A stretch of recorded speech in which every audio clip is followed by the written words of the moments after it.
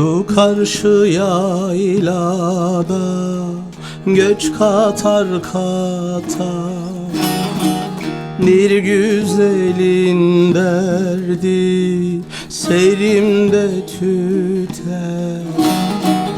Bu ayrılık bana ölümden beter. Geçti dost kervanı, eyleme beni, eyleme beni.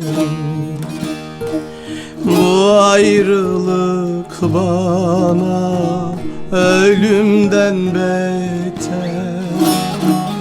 Geçti dost kervanı, eyleme beni, eyleme beni.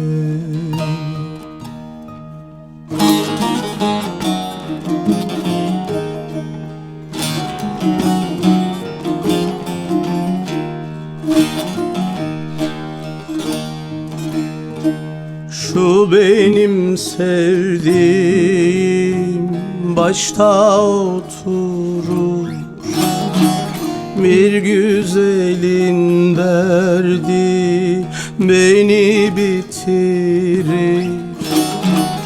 Bu ayrılık bize ölüm getirir. Geçti dost kervanı, eyleme beni, eyleme beni. Bu ayrılık bize ölüm getirir. Geçti dost kervanı, eyleme beni, eyleme beni.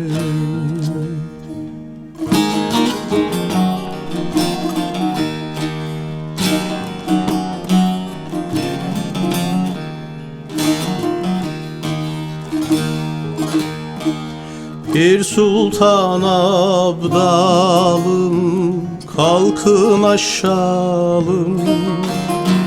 Aşıp yüce dağı engin düşelim.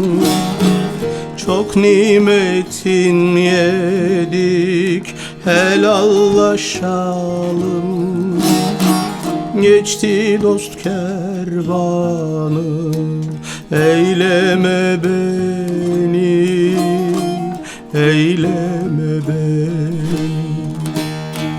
Çok nimetin yedik, helallaşalım. Geçti dost kervanı, eyleme beni, eyleme.